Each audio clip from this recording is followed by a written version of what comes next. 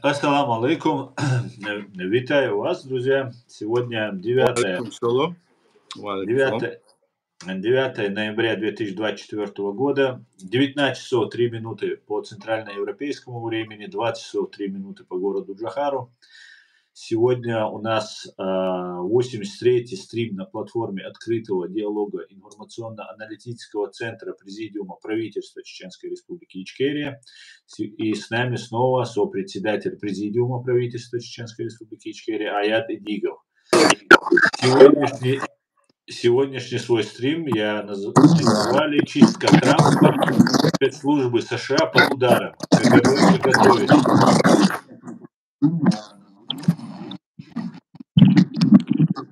Что-то, шумы какие-то у тебя.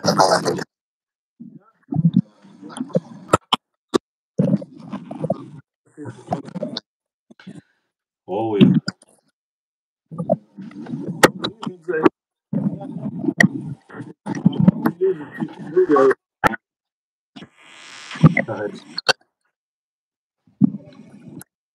Саул Аят, Саул Сохезион Аят. Да, прорывается. Помехи, Аят, помехи. Тана Кюгра, Хумантия.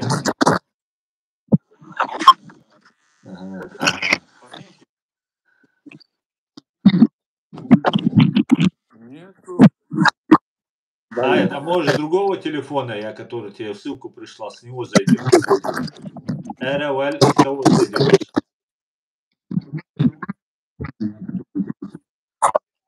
Сахезон, Хохешват, бульканье, какое-то бульканье. Не слышу.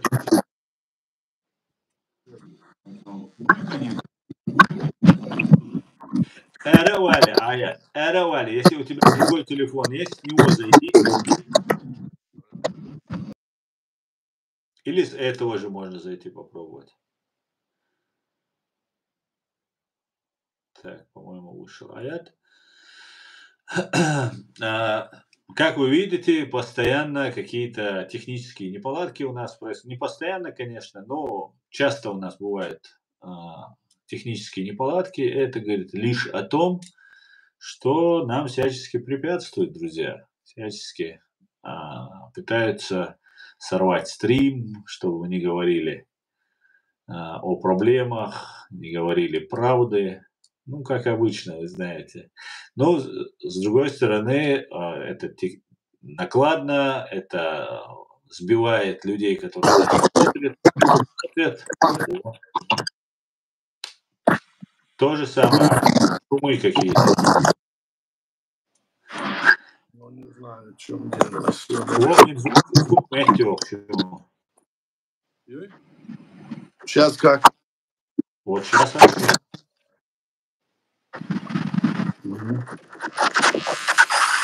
Ну, хорошо тогда, если хорошо, тогда хорошо. Так, как будто шумит. Дождь. Это может со мной, а ты другой телефон взяла? Или этот же? Что мне сейчас?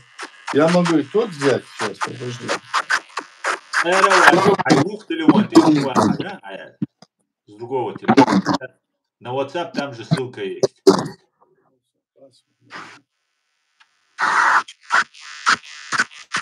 Вверху он крестик отключить. Если... Да, все. Может быть, надо было... Нет, он уходил и заходил, наверное, с этого же телефона. Может, с телефоном они что-то там намутили. И так далее, друзья. Дели салам Машуэль, Мухаммад Машуэль. Ну, это говорит о том, что мы все делаем правильно. Было бы печально, если бы что-то мы делали, и они бы никак не чувствовали, что мы делаем. А они чувствуют. Сегодняшний наш стрим, как я уже сказал, будет называться «Чистка Трампа, спецслужбы США под ударом, КГБ приготовится». Дело в том, что сегодня Дональд Трамп, 47-й президент Соединенных Штатов Америки, объявил о том, что а, будет зачистка спецслужб, об этом сейчас Аят подключится, мы об этом тоже скажем. Будет зачистка коррупционеров, чиновников, всем, кто завязан или связан как-то, увлечен в коррупции. Также Дональд Трамп заявил, что прокуроры, генеральные прокуроры будут полностью независимыми, чтобы не стать инструментами в руках глубинного государства, то есть спецслужб, чтобы преследовать политических оппонентов. И это такая большая революция, которую у себя в стране сейчас начинают республиканцы. Как мы знаем, у республиканцев не только сейчас президент их, но и Сенат, парламент, все у них как бы под контролем. Поэтому все возможности, все козыря на руках у Дональда Трампа и его команды имеются, и я полагаю, что будет мощная зачистка. Это говорит только лишь об одном, друзья. Это говорит о том, что зачистка ФСБ и в целом КГБ СССР, в том числе и КГБ в Украине, не за горами. Вот эта зачистка. Это очень-очень хорошая новость. Но тут есть еще очень плохая новость. Дело в том, что эту мысль я пытался всегда отгонять от себя, что с КГБ СССР могут быть коррупционно, еще по каким-то причинам, быть связаны западные, в том числе американские спецслужбы. Это плохая новость. Это отгоняло эту мысль, но сегодня, когда Трамп сказал, что он будет заниматься чисткой рядов, то эта мысль сама вернулась в мою голову, как говорится. Так, Шамиль, Аллах, алейкум, всех приветствую, все будет Ичкерия, Далмула, все будет Ичкерия, все будет отлично. Ва алейкум ассалам, фри Ичкерия, машуэло, муасаваш, ассалам алейкум, что думаешь об Амстердаме? Ну, сейчас скажут, что я защитник евреев, там все такое.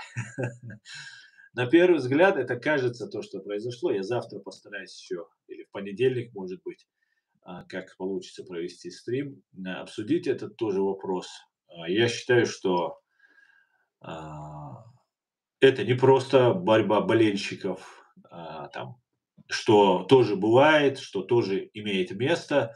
И это тоже не исключается полностью, потому что болельщики настоящие разных там команд, и конфликт тоже, как мы знаем, война, которая идет сейчас на Ближнем Востоке, она тоже настоящая, у людей нервы подогреты.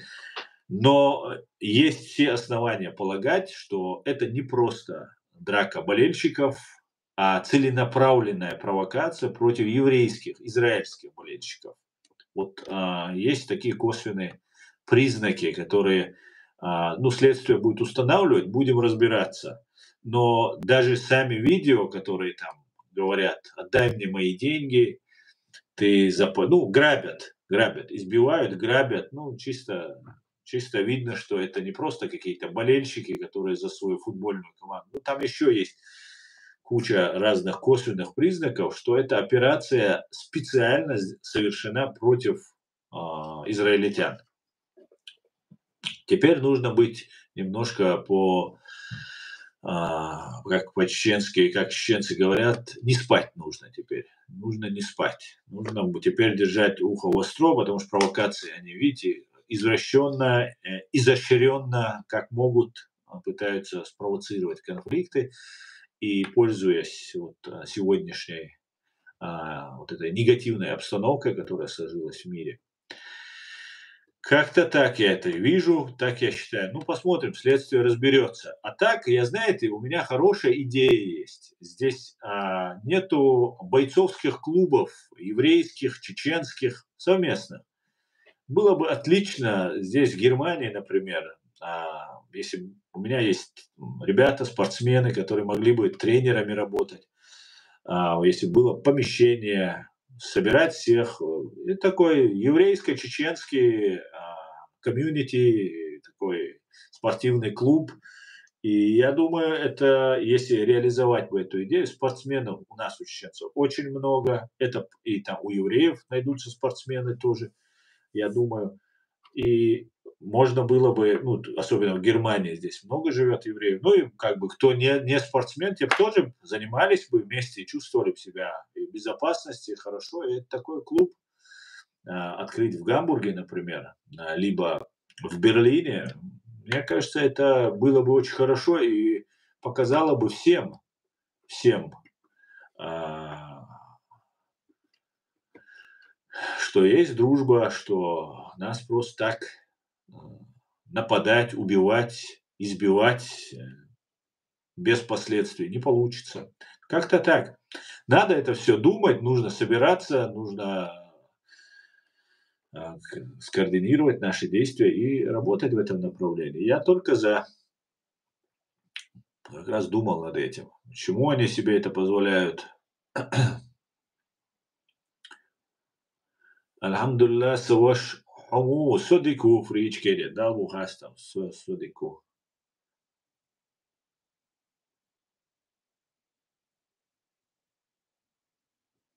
Так, ждем Аяда.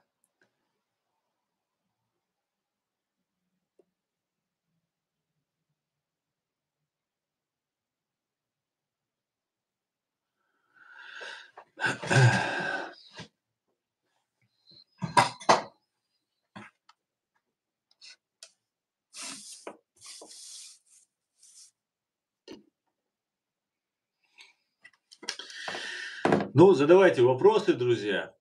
Не такие, конечно, которые тролли здесь закидывают, а нормальные вопросы. Давайте, друзья, давайте пока ждем Аяда, не будем терять время. Салам всем. Оказывается, люстрацию надо и в Америке. Абсолютно верно, Ливан. Об этом я как раз приветствую тебя, дорогой. Салам. Как раз об этом я и подумал, когда Трамп говорил сегодня про то, что будет зачистка в глубинном государстве. Я подумал, да, люстрация оказывается абсолютно верно. Не только она нужна в Ичкерии и в Украине, и в Грузии. Она, оказывается, нужна и в Соединенных Штатах Америки. Представьте себе. Мы реально стоим, вот кто-то может сомневаться в разных там вещах, да, вчера смотрел там разных деятелей, там, ну, это пророссийские деятели, сразу понятно, только ложь из их рта может выходить. Они утверждают там, что покушение на Трампа не настоящее. Кстати говоря, третье покушение предотвращено. Киллер, исполнитель обратился в ФБР вот в третий раз. Это по Ирану. Медведев, кстати говоря, сказал, что якобы намекнул, что Трамп, как и Кеннеди, будет ликвидирован, ну и так далее, и так далее, и так далее. И знаете, я теперь тоже замечаю сейчас разные симптомы, что они пытаются запугать Трампа. Не знаю, убить получится у них или нет, Кеннеди смогли убить. Но то, что пытаются, чтобы его запугать, это уже очевидно. И действия вот этого Медведева и других разных. Пока только первые симптомы я вижу, но они пытаются, вот Кеннеди вот пошел против глубинного государства, сейчас будет убит и так далее, и потом все свалить на глубинное государство, на свои американские спецслужбы, как тогда они убили Кеннеди и свалили, ну якобы свалили, но на американцы, типа это американцы сделали и так далее, и так далее. Поэтому, друзья, события будут интересные, и мы должны быть готовы ко всему. И я надеюсь, я уверен, Дональд Трамп вот эти дешевые их запугиваниями, запугать его не удастся, Дональда Трампа. Он нам это продемонстрировал. Парень не робкого десятка, так что все нормально.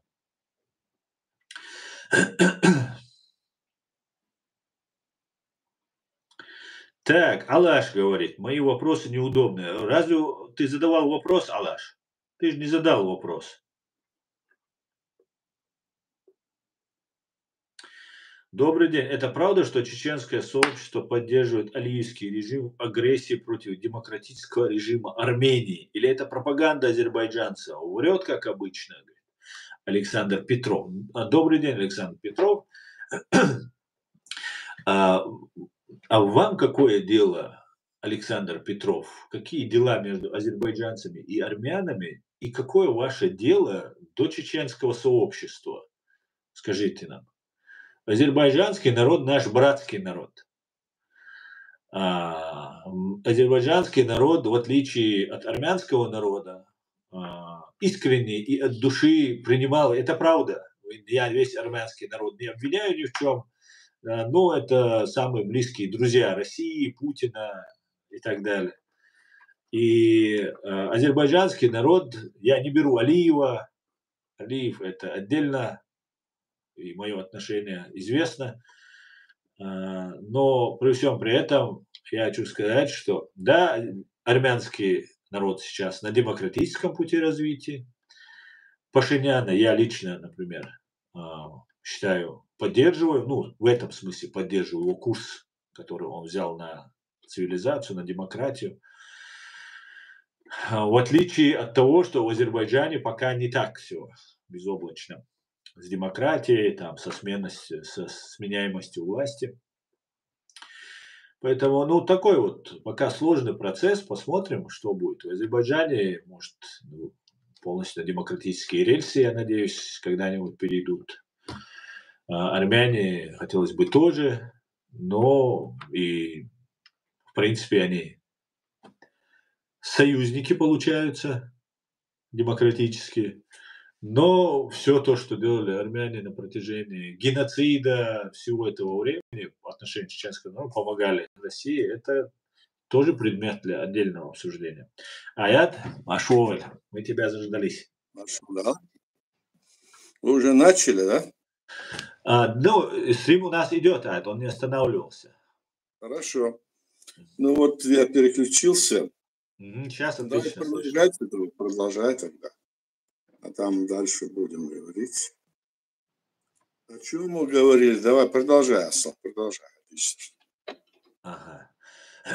Ну, разные темы мы тут обсуждали, задавались вопросы там и так далее.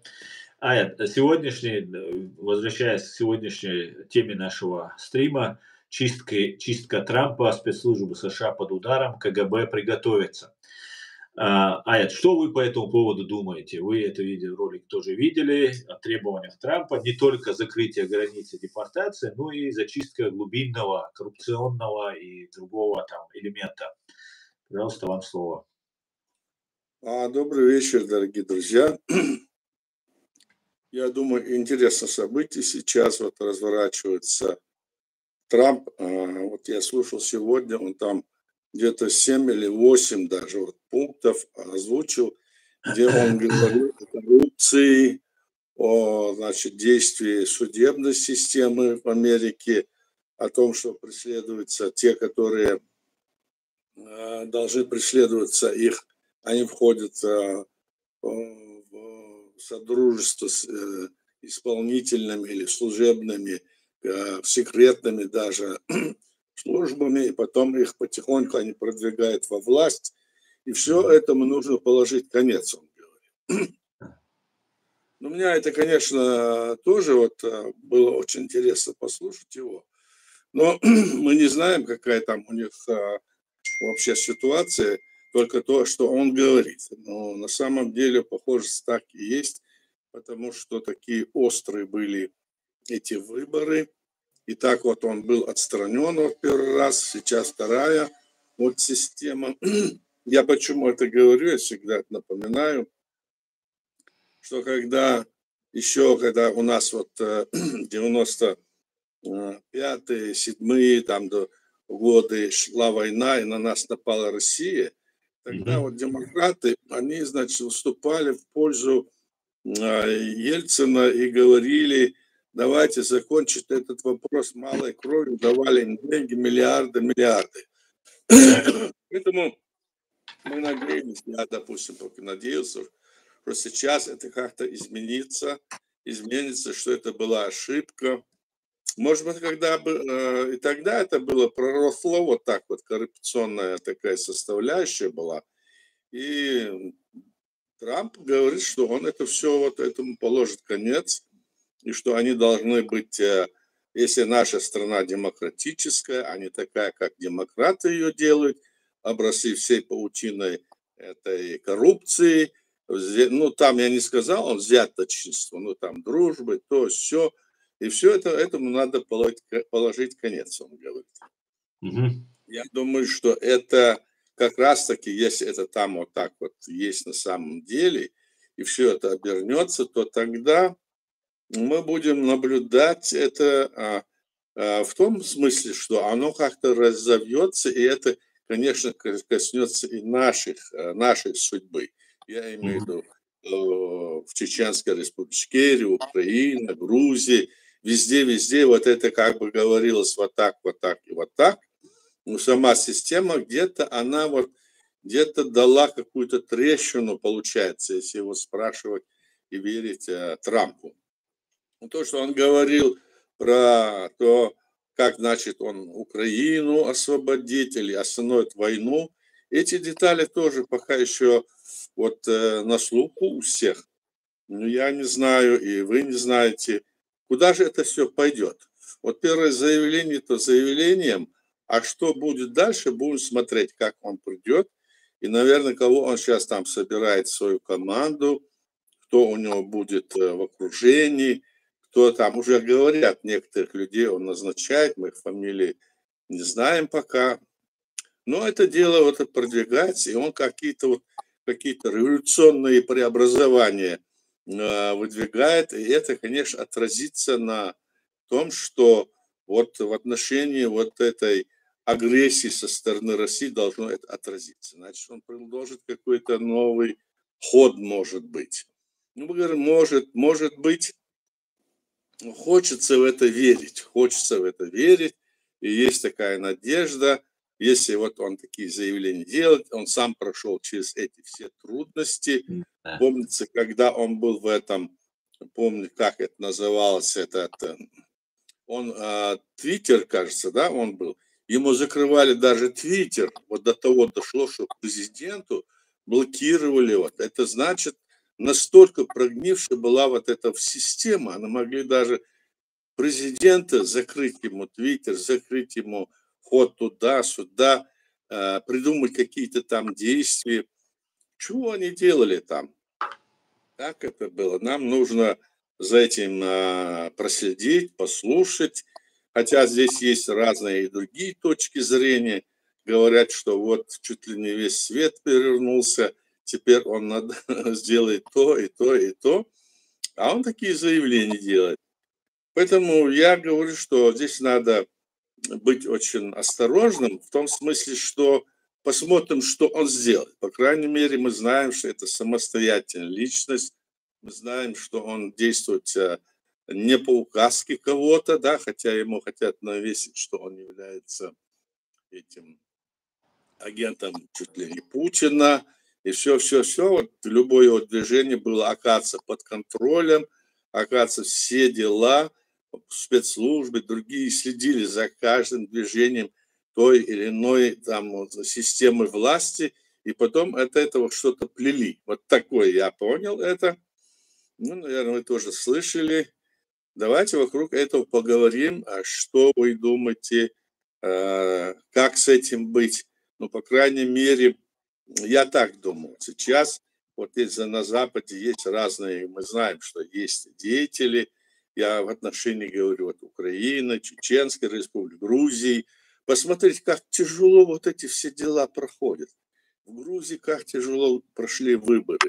Как в нашу страну, вот столько мы бились, 5 раз на нас нападали, все равно мы отбивали, все равно какие-то вот силы, и эти силы даже, мы были удивлены, до того удивлены, как это могло быть. Мы же свое государство создали в рамках современного международного права, по всем правилам создали свое государство, заявили, нет, как говорил наш президент первый, комар носу не подточит, настолько все сделано. И вдруг значит, президент Клинтон заявляет, надо что делать? Говорит, надо, говорит, решить этот вопрос малой крови. Кому, говорит? Этому имперцу, этому коммунисту, этому убийце Ельцину, говорит, а затем они еще поддерживают в ходе дела там Буш и младший, и все это начали поддерживать снова. Мы, оказывается, были во всем виноваты, и мы, оказывается, получили все те ярлыки, которые нас не касались. Просто из нас вот такой наш народ такой пытались сделать. И у меня есть сейчас такая надежда, возможно, что вот в этой ситуации, может, это все сейчас он как раз-таки и изменит, потому что это коснулось его лично тоже, понимаете? Вот у меня вот такая надежда, и думаю, что если так вот события пойдут, и в самой Украине тоже вот это все должно как-то поменяться. Хотя там говорят, что на него как-то вот его не поддержали, Зеленский его не поддержал почему-то, что он на него давил, хотел, чтобы он Байдена сына там на него что-то написал, он не стал, но все равно они поговорили сейчас, ну, наверное, поняли друг друга, не знаю. Но в целом вот эта ситуация, мне кажется, вот выглядит в этом отношении, ну, оптимистичный у меня настрой, хочу сказать, в этом отношении. И чтобы сейчас, конечно, к этому не подвязались вот эти разные рода деятели российские, которые выехали сюда на Запад, из себя мнят таких-то каких-то милашек, которые мы пойдем, мы сделаем, или это, и что вот они снимут того, это говорят. Ну, у кого они были, эти люди были членами этой системы, этой власти. Они внутри там боролись между собой за кусок хлеба, скажем, за место. И теперь они себя выдают, как будто они были, как будто деятели за народ, как будто они выступали. Это тоже неправда, конечно. И здесь на Западе есть и среди нас, вот чеченского, скажем, движения, есть здесь люди, которые совершенно не имеют никакого отношения к нашему сопротивлению, к нашей власти. Они из себя изображают вот такую власть здесь, и вот Закаевский, и другие там дела. И абсолютно вот они абсолютно вот врут, обманывают, нет никаких доказательств, ничего нету. И здесь их принимают. Их принимают на Западе, их принимают в Украине, их принимают в другом месте. И мы думаем, там, наверное, какие-то у них шаги, наверное, какие-то там многоплановые там, значит, дела, чтобы их использовать.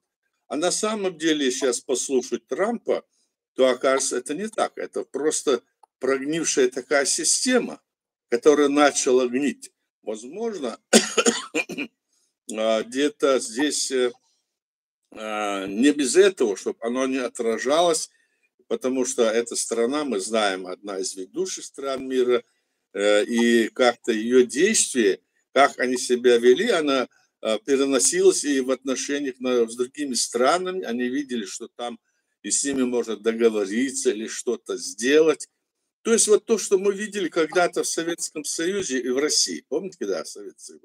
Там можно было, если там прямо ты не договоришься, если ты не член, как говорится, какой-то группировки или какой-то системы. Вот эти вопросы сейчас важно нам здесь тоже не ошибиться, внимательно посмотреть, кто есть кто, и, значит, действовать. Сейчас просто выводы делать конкретно не будем, но предположение вот такое у меня там, что заявление, изучат, посмотрят, какая команда, какой ход сделает Илон Маск, который на Марс собирается полететь, там чуть ли не все население Земли. Но это надежда, мечта, ну, скажем, вера в то, что вот когда-то что-то, ну, это тоже хорошо, потому что они мечтатели, они, как говорится, двигают прогресс. Да, прогресс. И поэтому сейчас вот такое вот мнение у меня, Аслан. Отличное мнение, отличное настроение. Желаю, Да. чтобы оно у тебя всегда было таким. Спасибо. Друзья, я напоминаю вам, с нами сопредседатель Президиума правительства Чеченской Республики Ичкерия, единственная легитимная власть чеченского народа, сопредседатель Аят Эдигов. Вы можете задавать ему вопросы. Все, кто находится в России, либо во временно оккупированной Чеченской Республике Ичкерия, заботьтесь о вашей безопасности, друзья. Все остальные задавайте вопросы и активно принимайте участие. Итак, Аят, в связи с нынешней воинствующей эскалацией в мире, в которой чеченцы находятся в веках, могут ли ведущие страны пересмотреть свое отношение к чеченской проблеме и признают, наконец, Чеченскую Республику Ичкерия? Ну, я что могу сказать? Если они будут придерживаться норм международного права, так, если они будут придерживаться линии прав человека и свободы личности, что заложено в современном международном праве, они обязаны это сделать. Они обязаны, если они будут это делать. А если не будут говорить, что реалитик или что-то там, то все, они обязаны сделать. Ну вот Украина это сделала, вот она вот это решение приняла. Я сегодня смотрел эти документы снова, которые они написали. Есть у нас среди наших людей есть люди, которые говорят, что это неправильно сделано, что не надо было это делать. Представьте себе среди нашего, так сказать, числа людей, чеченцев, граждан чеченцев. Есть такие люди, при том, если я претендующий на какую-то там, значит, значимое влияние или чуть ли не возглавить нашу республику или что-то сделать, они такие вещи говорят. Но можно это отнести к тому, что они не понимают, что это они говорят, или можно отнести это к тому, что здесь вот это вот, ну, как сказать, это то, что мхом поросло в Соединенных Штатах Америки, на них как-то, значит, перешло.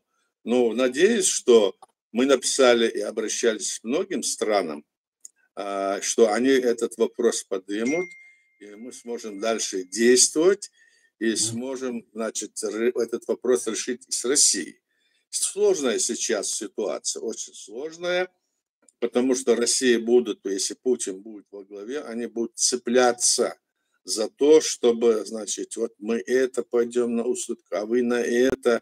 Я вот сейчас думаю о том, если мы будем вот думать, как бы вот какие бы там мы признания, все не писали, если вкупе с тем, что случилось с нашей республикой впервые 94 года, потом Грузия, потом Молдова, если вот эти все территории не освобождать, освободят, мол, только эту Украину, это могут они на этом настаивать, если они пойдут, как говорится, если они заднюю дают. Ну, а если они заднюю не дадут, как говорил их этот корреспондент, то им придется дать эту заднюю, мне так кажется. Надо сделать так, чтобы это было именно так. То есть оно должно быть выполняться современным международным, что положено, так сказано, что все народы имеют право на самоопределение. Сказано, что получая свою государственность, так, нужно обязательное решение власти этой страны, а у нас получилось, что эта страна сама исчезла, и у нас образовались Советского Союза, бывшие вышли вот столько-то государств, в том числе и наша Чеченская Республика. Поэтому на этом мы настаиваем, тем более, что мы знаем, что в мире есть около 40 государств, члены Организации Объединенных Наций, по территории меньше нашей и по численности населения нашей. Поэтому мы вполне можем свое государство восстановить и стараться вот в окружении других государств мира, в мире и согласии жить, развиваться. А если мы не будем этого делать, то мы в конечном итоге будем растворены, ассимилированы. Это нас беспокоит. Хотя, почему нас это беспокоит? Потому что это вот это растворение, ассимиляция, там, переход на другую какую-то там систему, это вот не, это какие-то аморальные вот такие вот вопросы. Это должно происходить не насильно, а добровольно. Вот тогда, когда вот народы близко вот сотрудничают, живут, или в мир сейчас стал такой обширный, и такой близкий. Поэтому мы можем это делать мирно, а не так, чтобы насадили тебя, запретили тебе разговаривать на том языке, запретили, значит, тебе носить то или иное одежду, или там в одной части территории России говорят, что вот эти вот, мол, русские, а это не русские, вот 80% населения русские, а остальные не русские. В общем, короче говоря, этих всех нерусских надо гнать, чтобы они Украину нам завоевали. Вот такая вот позиция, она очень опасна для будущего. Вообще всех народов, конечно, в мире. И в то же время здесь есть и глобальная политика, о которой я в прошлый раз говорил, о том, что надо завести численность населения до 2 миллиардов. Там, я же присылал тебе, Аслан, да? Вот этот Чубайс выступал и говорил про это, что народа много, надо уменьшить население. И здесь вот надо думать, что это такое. И, наверное, с помощью Трампа и его окружения, его кабинета министров, нам все это удастся сделать вместе всем. Я так думаю. Спасибо, Баркал Аят. Мухаммад также задает вопрос. Аят, есть ли разумные нотки в словах Путина? Зачем нам этот мир, если в нем не будет РФ? И можно ли эти слова применить к нам, если учесть опасность полной русификации чеченского народа? Но он-то имел в виду, когда говорил, пугая весь остальной мир, он имел в виду, что у него там в запасе карманные есть атомные бомбы, снаряды. Если он их там взорвет, тогда весь мир не будет. Поэтому не трогайте нас. А мы не мирные, мы должны не военным путем, а, скажем, бороться за то, чтобы мы могли на своей территории, значит, быть хозяевами и жить в рамках международного права и развиваться. Смотрите, как мир развился за последние 50 лет. Колоссальные изменения произошли. Да. Я помню, когда, значит, у тебя дома был телефон просто домашний, это было чуть ли не, это такое было, у тебя есть роскошь. А сегодня у каждого ребенка связано со всей любой точки мира. Все как-то трансформируется, там идет развитие мощнейшее, так? Поэтому вот в этом направлении и наши дети, и внуки, они тоже сейчас этим в это во все вовлечены. И это развитие, чтобы на нас не давили вот такие вот, извините меня, уроды, которые из себя мнят, что они самые главные и что они всех там побьют. Вот посмотрите, что они говорят вот по телевидению, по Первому каналу, что они только не говорят. Надо их убить, надо их растерзать, надо туда поехать, в какой-то город, но я хочу поехать туда, чтобы там ни одной души не было. Всех надо расстрелять. И там, где это, что? Это же надо, вот они свою суть, внутреннюю суть высказывают.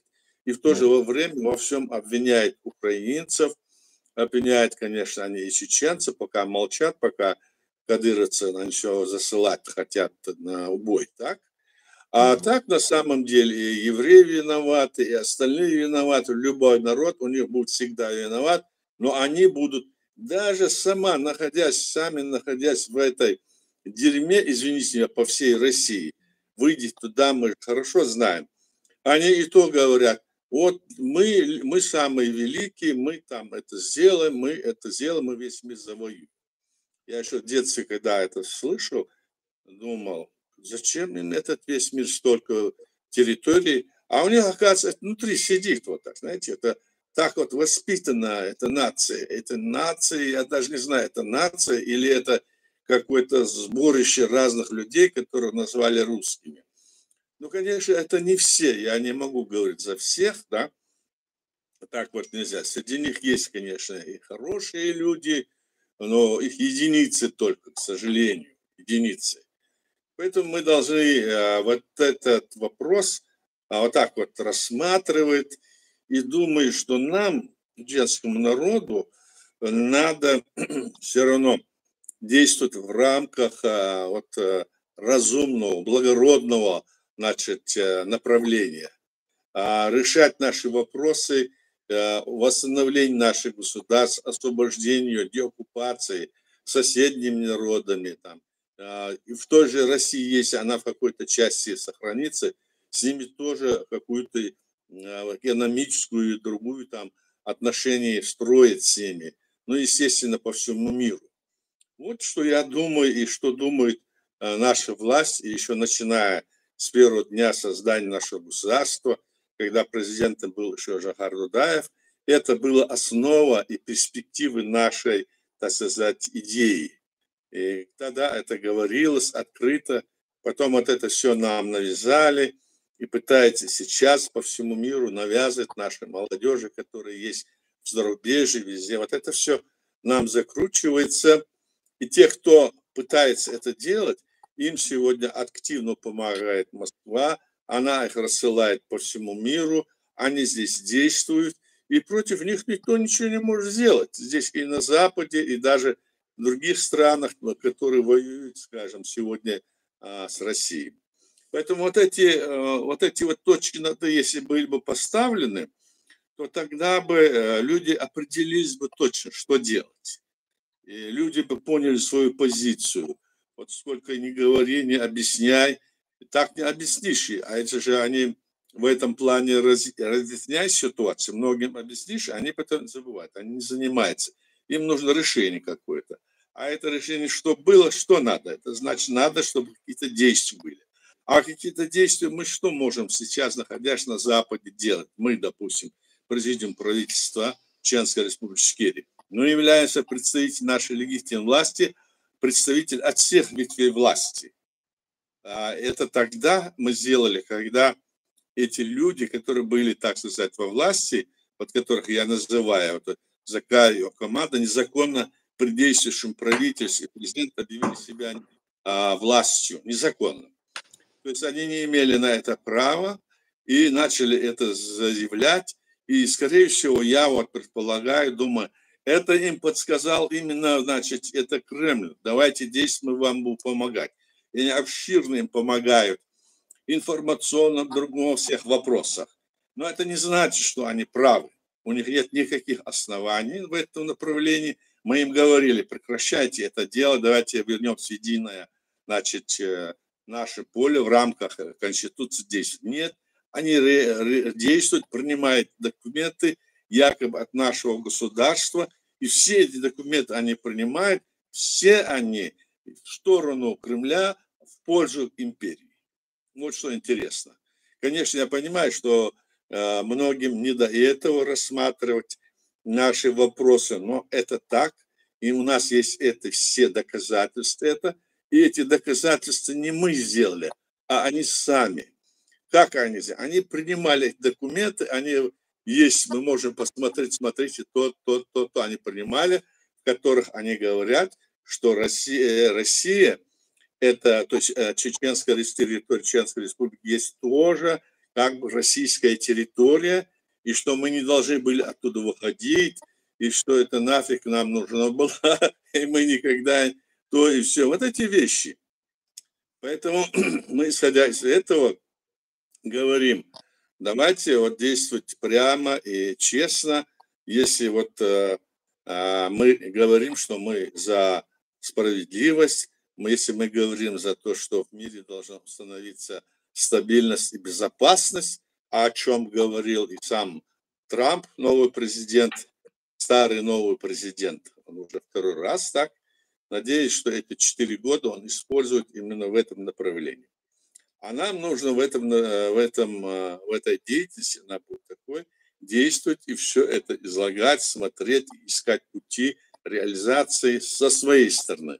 Нам, всем гражданам Чеченской Республики Ичкерия, нашим друзьям в этом вопросе мы призываем к тому, чтобы вот так вот мы объединились и работали, потому что это наша работа, это не только наша работа, это часть той общей работы, той общей линии, которой мы должны следовать все, и украинцы, и грузины, и те же, может быть, русские, и те же белорусы, молдаване, все, которые были в составе СССР. Я только за этих говорю сейчас.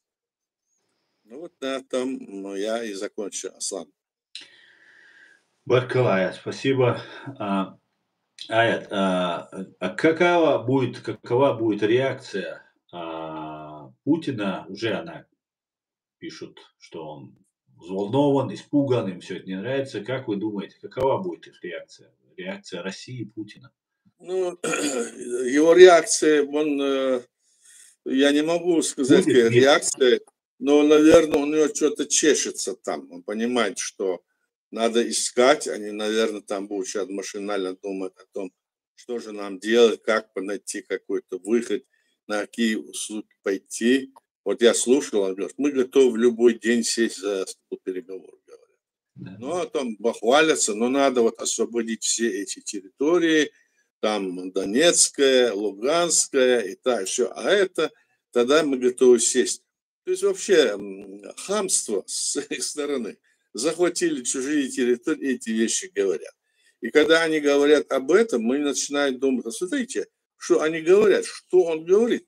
Надо сбить с них эту спесь. Если их спесь эту не сбить с них, нам трудно будет с ними разговаривать. И надо вот, чтобы они поняли, и чтобы это сама, скажем, вся Россия и ее жители, граждане поняли, в чем проблема. Но здесь я пока не вижу, потому что информация идет однобокая. Если ты там даже лайк поставил, вот я читал там, слышал, там вот один приезжал, он был там дома и где-то сидел. И вот когда он сидел, за что-то его там взяли, кто-то на него насплетничал, и он сидел там с одним чеченцем, которому было 60 лет. И оказывается, кто-то сказал, что Путин мерзавец. И вот из-за этого его посадили.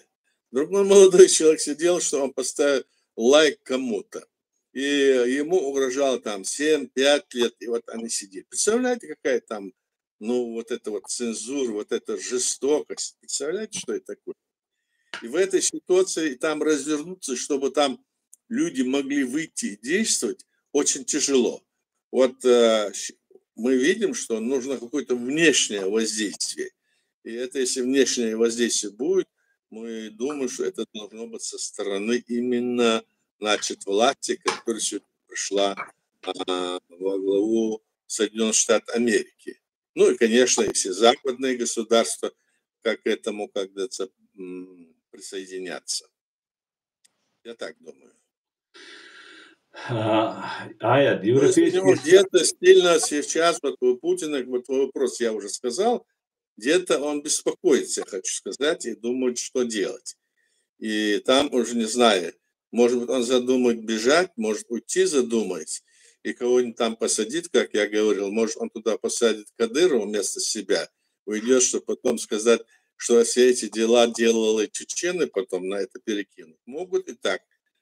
Всякое может быть. Теперь там люди вот такие, а те, которые здесь на Западе, то, что они говорят, мы то сделаем, это сделаем, мы, мол, это соберемся здесь, и там придем к власти. И все такое. Это все пусто, потому что там население вряд ли их поддержит. Насколько мне известно от некоторых людей, которые там есть, там поддержки эти люди не имеют, которые на Западе. Не имеют никакой. Вот еще один вопрос от Мухаммада Аят. Европейские страны проявляли одну только озабоченность в связи с войной в ЧРИ и в Украине. Учитывая такую европолитику, можно ли надеяться на Трампа и его жесткие положительные решения? Но все страны, надо сказать, мы же знаем сами, что все страны, которые есть в мире, все они в первую очередь думают о своем благополучии, в своем безопасности. И когда речь идет о какой-то другой стране, они могут в этом направлении, думать, исходя из того интереса, который есть, не повредит ли это им, этой стране, не повредит ли это его народу. Это в первую очередь безопасность. Хотя вот эти все вопросы должны решаться на уровне Организации Объединенных Наций, Совета Безопасности, и где сидят вот эти вот, посмотрите, кто там сидит и регулирует. Вот оттуда и регулируется.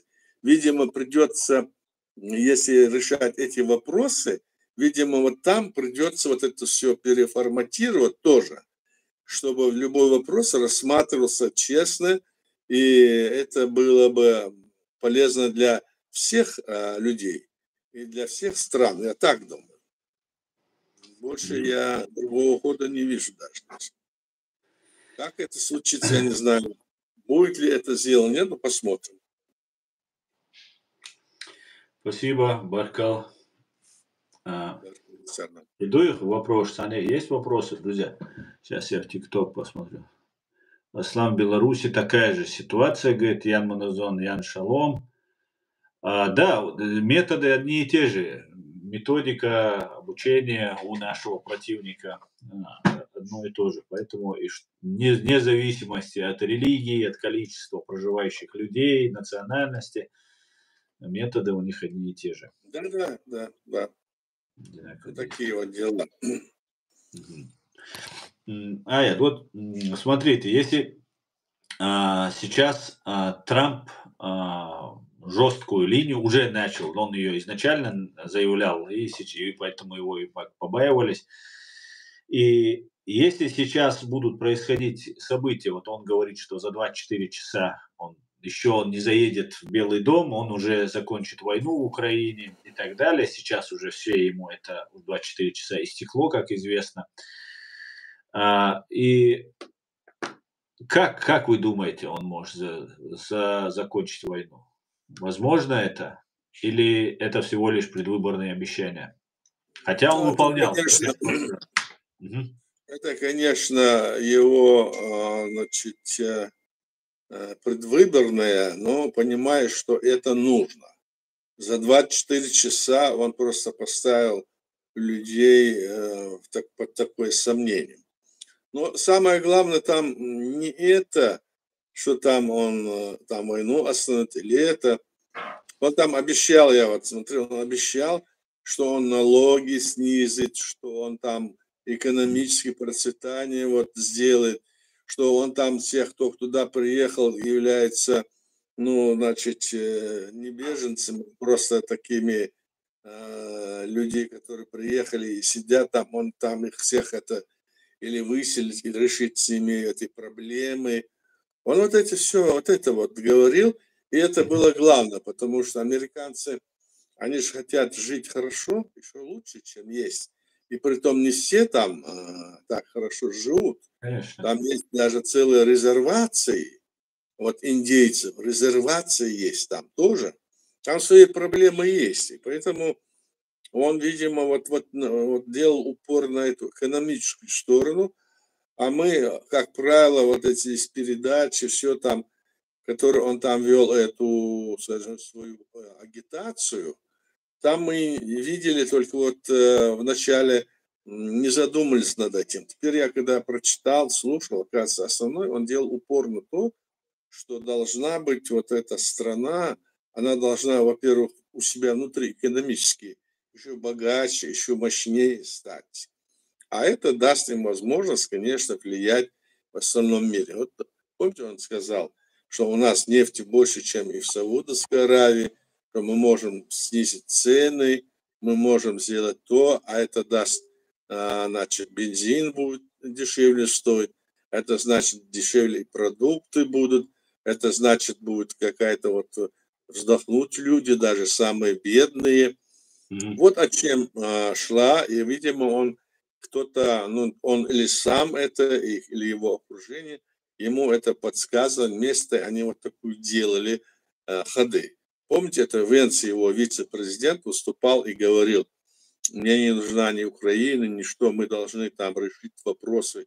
Это как раз он имел в виду вот это, что надо вот. А это как раз и впало, я еще думаю, что за человек там, многие там, да? Оказывается, это как раз он знал, что говорил, и Трамп тоже вот делал упор на это в основном. Так я вижу, и поэтому они начали активно, хоть какие там не были бы скажем, шероховатости где-то, они все равно с первого хода, как взяли старт и шли в первый, и в конечном итоге пришли и за них проголосовали. Ну, там посмотрим, когда это все будет. То есть мы на это надеемся, верим в это. Да, Алмула. Да. Ливан Кочарава. Уважаемый Аят, учитывая то, что Трамп как консерватор и самостоятельный лидер, вот этот фактор, может создать ситуацию, когда другие страны, самостоятельно взяв личную инициативу, признают Ичкерию. То есть до того, пока это сделает Америка. Это вопрос. Мы хотели бы, чтобы это было.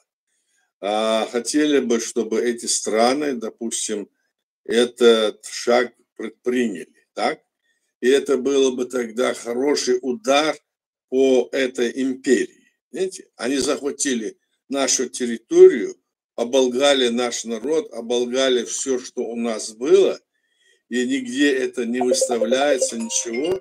И нас пытались вот таким образом, столкнуть с позиции. Понимаете? Надеемся на это, в общем-то, надеемся. Вот такая ситуация. Да, Мула. Следующий вопрос. Аят, можно ли надеяться на реформацию Совета Безопасности и в целом Организации Объединенных Наций? Не можно, надо надеяться на это, что если мы не будем надеяться, вот я сегодня разговаривал с одним и говорил, что когда вот была вот эта так называемая Первая война, хотя это была четвертая агрессия, она началась в 1994 году и закончилась только в конце 1996 года, эта агрессия. И на нашей территории было, это официальные там данные по всем газетам, было 460-тысячная российская армия была на нашей территории. Представьте себе. И тогда вот это их отношение к ним, было настолько вот велико, чтобы их изгнать. И надеялись, и все верили в нашу победу. Все. Вот с кого не встретишь, мы обязательно, дети, старшие, мы надеемся и верим, что их изгонят. И потом, в конце концов, поставили их на колени, они начали взмаливаться и просить прощения, отпускать своих захваченных наших людей в плен, сами просить, чтобы их это не трогали. А наши люди тогда вот были такие горячие головы, говорили, что надо подвести к ним бензин, керосин, всех их сжечь. Ну, тогда приехал, и мы тогда не хотели этого. Это были такие вот моменты. И этот лебедь приехал, и начали об этом говорить. Ну, закончили, отправили, они 2-3 года потренировались, накопили деньги, им дал этот Буш и Клинтон. И они снова ринулись к нам и снова начали уже нам забрасывать ракеты, самолеты, бомбы, пушки. И во всем чем обвинять нас, что мы, мол, это, что якобы Басаев пришел и начал эту войну. И наши вот эти вот марионетки, вот эти вот самозванцы тоже эти разговоры ведут. Пусть они прекратят об этом говорить. Потому что российская армия тогда вот вторглась на территорию Чеченской республики Ичкерия 17 июля 1999 года. А Басаев по просьбе дагестанских там сопротивлений, которые были Карамхи и Чабан-Махи, пошел туда со своим отрядом 16 августа 1999. Представляете? Это 17 или 16, это сколько? Это где-то почти через месяц после этого. И они вешают эти ярлыки на нас и говорят, если Басаев не пошел бы. И даже среди нас такие разговоры ведут. Поэтому я, пользуясь случаем, говорю, что это не так. Это было все организовано, это все было направлено, делалось. Вот такая ситуация. Баркалает. Для нас важно, чтобы Америка и Евросоюз, главное, признали, или для нас? Нет, для нас важно, признание идет не от какой-то там Евросоюза или там какого-то Европарламента, а каждая страна в отдельности признает. Да, от страны. Вот так должно быть. И чтобы потом на это основании, чтобы нас приняли в Организацию Объединенных Наций, чтобы мы стали. То есть это надо вот так. Вот у нас вот эта ситуация такая, это нужно в перспективе развивать, и тогда мы во всей, так сказать, оболочке или паутине вот этих международных вопросов и в ООНе, и в Совете Европы, там, и где-то там, мы будем, еще будем знать, то есть что какие вопросы решаются. Потому что есть там общие какие-то резолюции принимаются, а изнутри как это делать, как это нужно изменить, это делается очень кропотливыми, как говорится, спорами, там, поисками компромиссов. Вот я видел это в Организации Объединенных Наций, в Совете Европы, где я бы часто очень бывал, так, и в Америке там вот это было. Они это так делали, понимаете? И поэтому нам надо в этой, как говорится, системе внутри быть, и чтобы вот такое нужно признание. Если нас страны начнут признавать, то мы должны, соответственно, этому вести себя. Чтобы здесь наших каких-то деятелей, к примеру, вот Закаев, там, они приняли в 17 году, что они перешли на Конституцию, где Коран и Суна, значит, которые они будут следовать. И никто им ничего не говорит. А он везде говорит, ходит, говорит, что мы демократы. Но пусть покажет, демократ или нет. Эти обманы, на это не обращают внимания и спокойно их как бы ведут к тому, чтобы вот это все больше и больше у нас ошибок было. Мы не можем об этом не говорить. У нас есть Конституция, у нас есть декларация, которая принята нашим народом. И теперь, когда вот эти вот люди вот так себя ведут и называют себя властью, а им всем хлопают чуть ли не весь истеблишмент, который был, правда, прежде во власти, но теперь как бы они не во власти, но все равно они их собирают, возят, привозят. И откуда у них вот такие вот финансовые возможности? Кто им помогает? Разумеется, что им помогает Кремль. Потому что это выгодно Кремлю. Потому что они приняли несколько документов, в которых сказано, что наша территория есть часть России. И они называют так называемая там оппозиция и так называемые самозваные там эти все такое, и помогает им. А настоящие легитимные представители нашей власти, они пытаются, значит, где-то умолчать, чтобы они были в тени и чтобы даже вообще не говорили. Вот об этом и речь, и поэтому в таком направлении мы должны действовать. Я вот что имею в виду. Да, это говорю все. Баркалая, Аят, вопрос не касается глобальной политики, но касается европейских дел и ситуации, которая произошла в Нидерландах. Позавчера напали болельщики, подрались, но есть все основания полагать, что это арабские и еврейские болельщики подрались. Есть все основания полагать, что это была целенаправленная провокация антисемитская против евреев. И как бы вы смотрели бы на то, Аят, потому чтобы здесь очень много в Европе живет мусульман, арабов, которые уважают чеченцев, ну, можно сказать, если слушать немецкую прессу, боятся даже чеченцев, что там чеченцы хорошо физически подготовлены и так далее. Есть создать клубы еврейско-чеченские или чеченско-еврейские спортивные клубы, где бы собиралась молодежь, обменивалась бы спортивным опытом. Ну и как вы смотрите на эту идею? Сейчас пришла в голову. Как я смотрю на эту идею? Я смотрю положительно, но нереально сейчас. Ситуация нереальная. Нам надо значит, чтобы стабилизировать. Сейчас не до спорта, как говорится, да, и не до объединения. Чтобы это как раз могут использовать. И вот это то, что там случилось, что раньше было, это есть как раз тот раздрай, который устраивает Кремль, который, помните, они убили там наших людей, потом их вытаскивали сюда, послали своих людей. То есть мы сейчас еще находимся на такой стадии, да. Здесь, я думаю, в первую очередь сами и евреи не захотят с нами в этом вопросе общаться, не то что мы.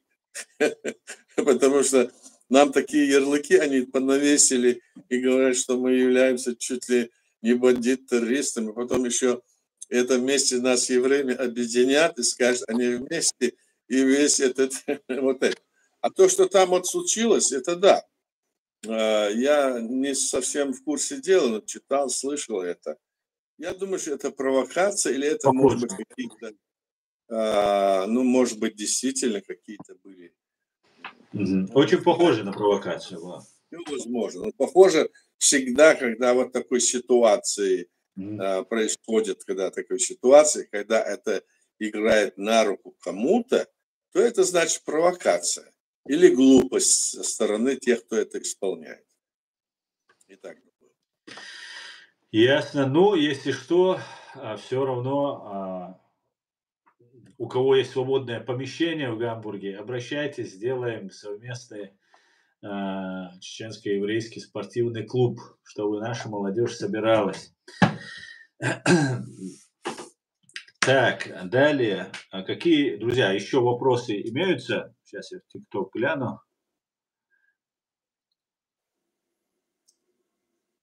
Ага. Нет вопросов.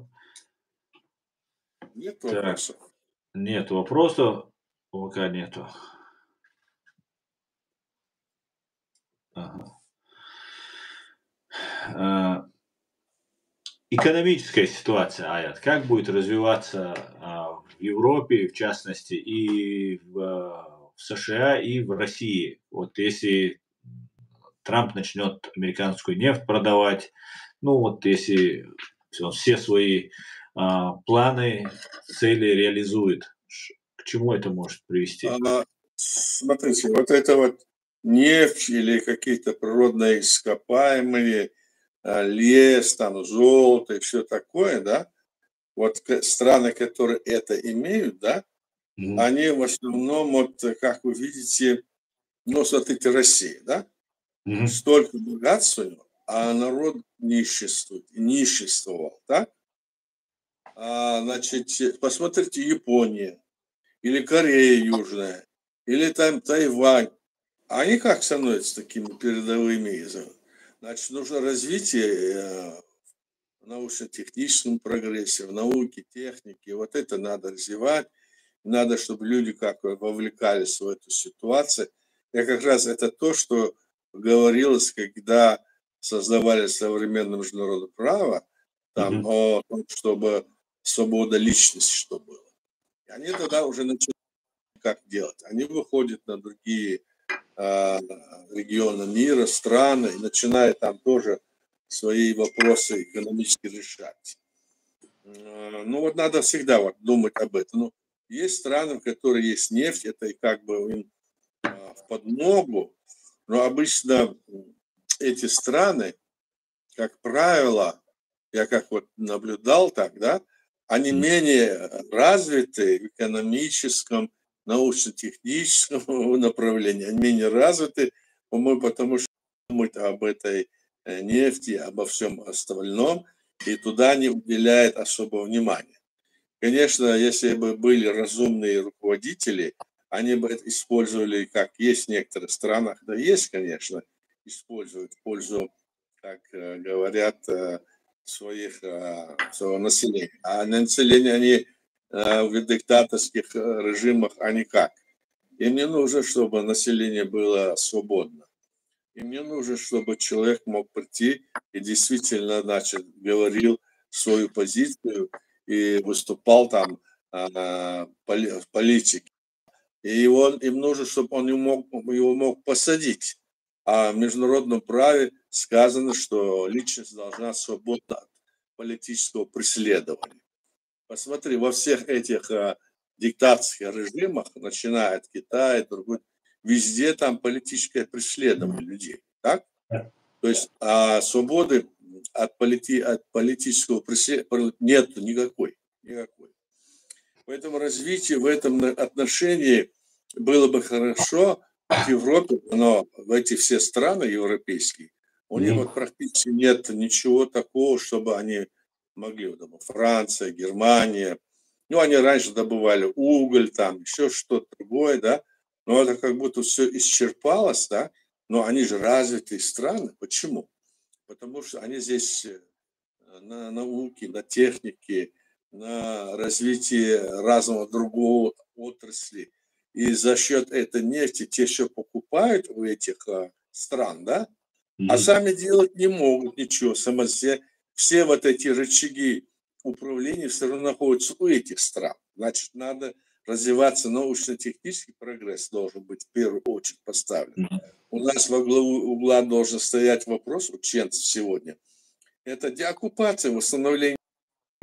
Вот над этим должны мы думать все. А хотя у нас там есть, нам мало нефти, было много. У нас выкачано тогда, когда Вторая мировая война шла, эта вся нефть почти выкачана варварским образом.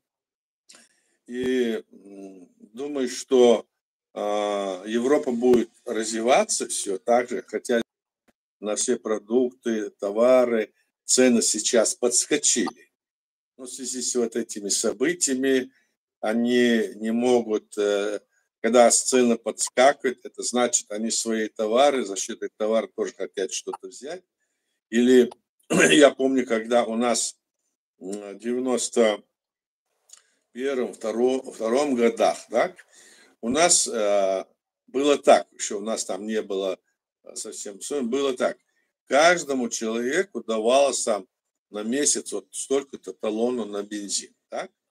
Хлеб у нас стоил где-то 2 или, я сейчас не помню, 3 рубля, а в соседнем Дагестане 10-15. И вот за счет этого все Дагестан, все приезжали, все у нас все скупали и там перепродавали, понимаете? Так вот в этом отношении цены вот так вот растут, я хочу сказать. А если сейчас цены, как говорит Трамп, упадут на нефть, на энергоносители, все это, да, тогда это может стабилизироваться, и в любом случае можно сказать, что западные страны, они будут именно в этом направлении действовать и вкладываться вот в это. И нам тоже вот в этом отношении нужно в это вкладываться. Они придумают какие-то придуманы уже известные колесо, которое уже давным-давно, тысячи лет как придумали. Надо думать в этом направлении нам тоже. Вот я так полагаю. И эти страны будут, они это все цены все поднимают только лишь поэтому. Потому что если все здесь товар будет, вот допустим, здесь во Франции, да, здесь будут эти товары дешево стоить, да, а, скажем, в Германии они стоят там дороже. Так они приедут отсюда, все туда перевезут, и там продадут, а здесь у них убытки будут.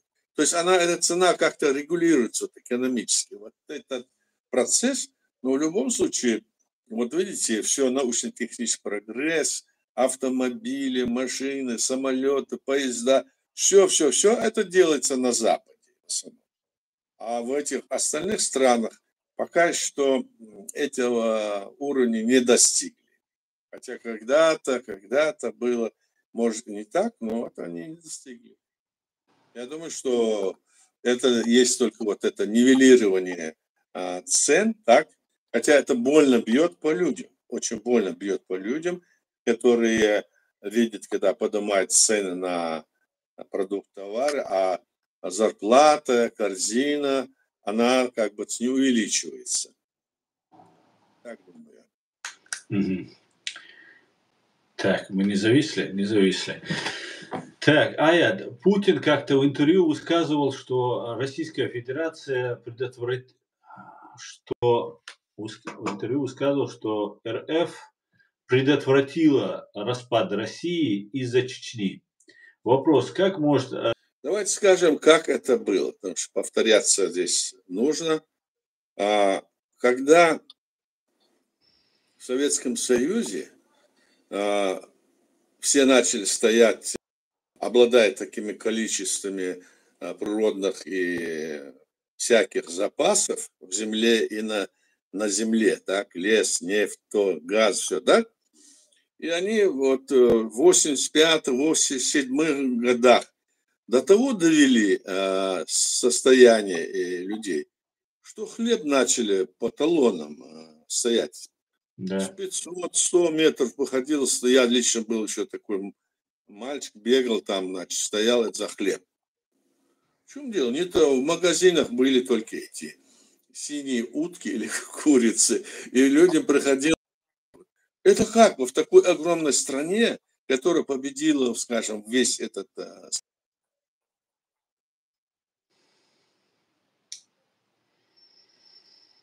Зависла, Аят.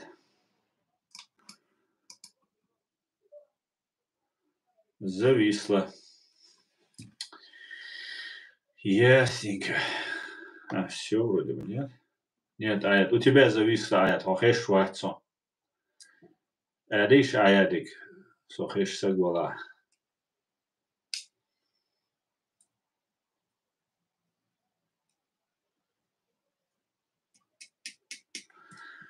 Так.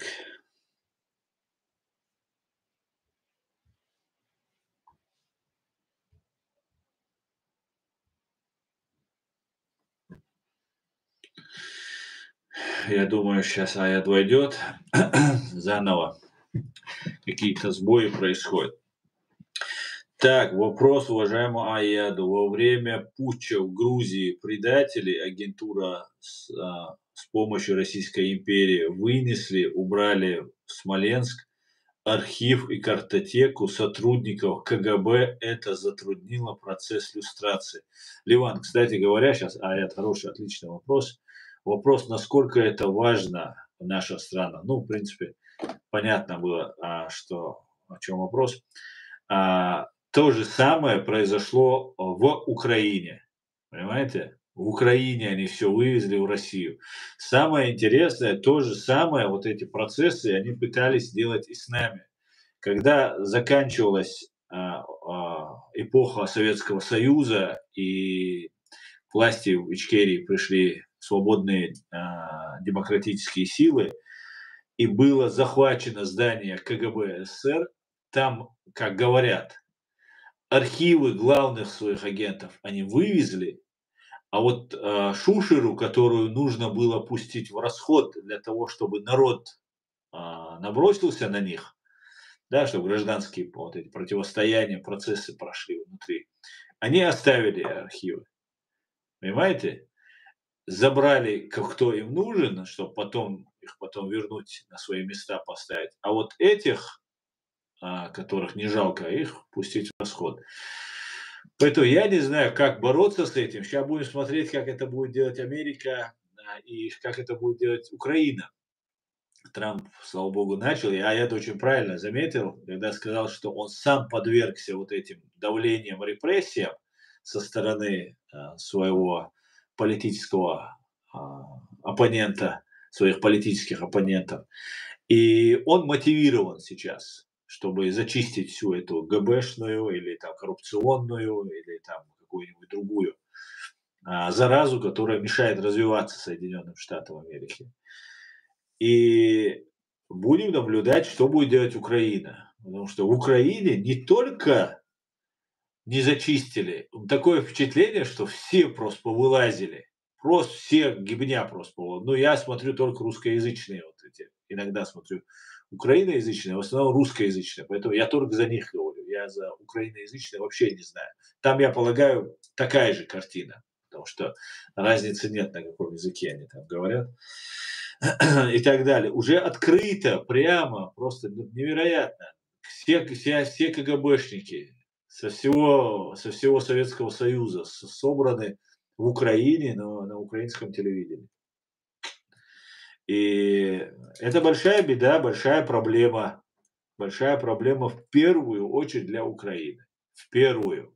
Потому что один день войны – это десятки, сотни погибших, раненых граждан Украины, воинов Украины, мирных людей, женщин, детей. Русские же продолжают стрелять по гражданским объектам, по жилым домам. Ну, как они любят, как они умеют.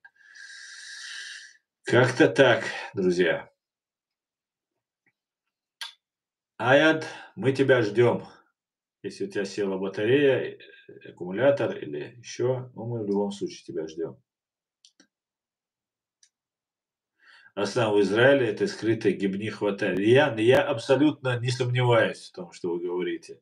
Знаете почему?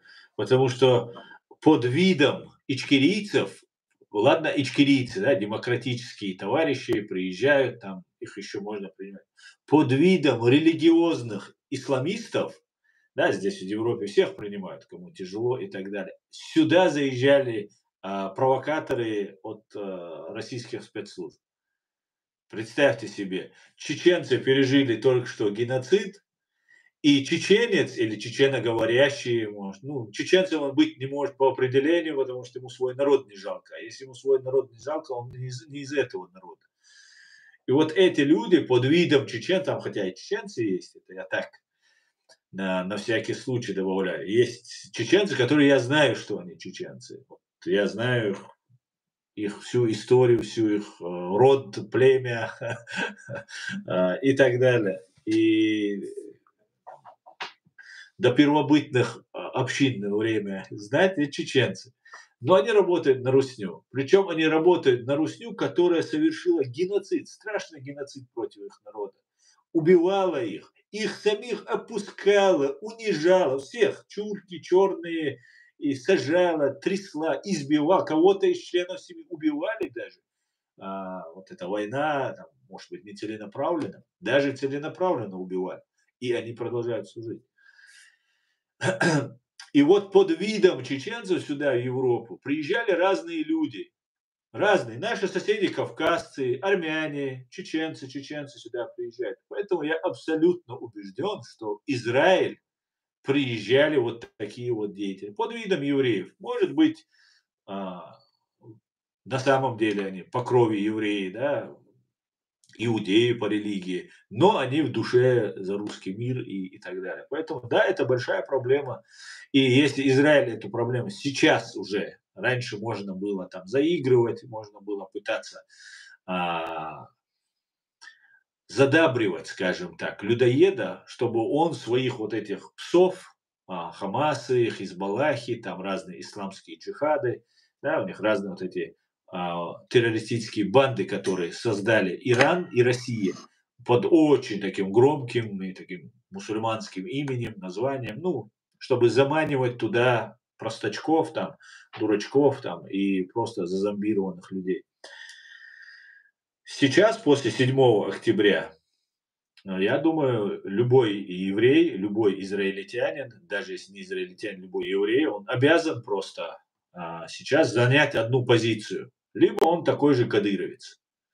А там много в России евреев, которых мы знаем, да, не только в Израиле есть пророссийские евреи, но и в России есть очень пророссийские евреи.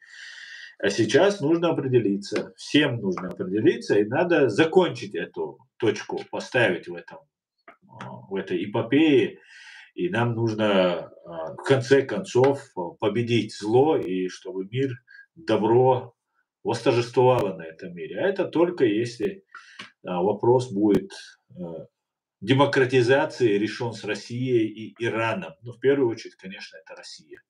В первую очередь для всех, и для того же поддержка для Ирана уменьшится просто в гигантских масштабах, просто уменьшится. Как-то так.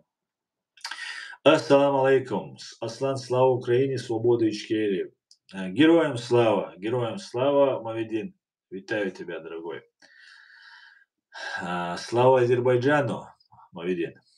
И Литве, конечно же. Так, ждем. Аяд не заходит к нам. Что-то, может, случилось.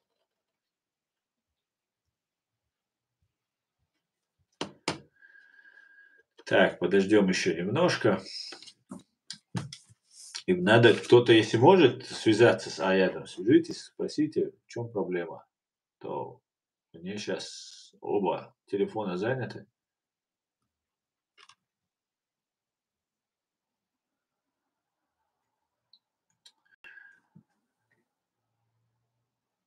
Шалом алейхум, шалом, Альберт, шалом.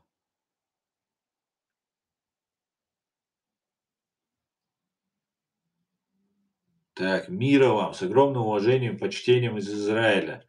Слава Украине, пусть Ичкерия будет свободна. Амин, амин. Ам Израиль хай. Спасибо вам за поддержку.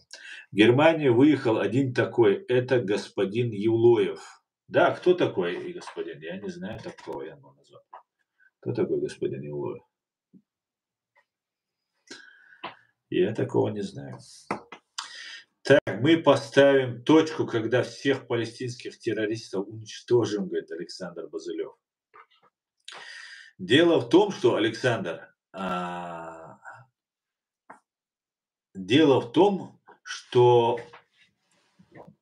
вы боретесь не просто против людей, против вас борются люди, против вас борется идея. Если бы это была бы не идея, вы бы еще в 1948 году закрыли бы этот вопрос. Здесь идея. Эта идея, она искусственная. Искусственно между родственными народами, семитскими народами, бит клин. И это сделало в первую очередь Советский Союз и Иран, которые не хотели, ну, вернее, Советский Союз хотел Израиль себе в союзники, но евреи посчитали, что они не будут союзниками Советского Союза, а будут союзниками Запада. Ну, это моя интерпретация, моя точка зрения. И сейчас, когда вот эти процессы... Сейчас.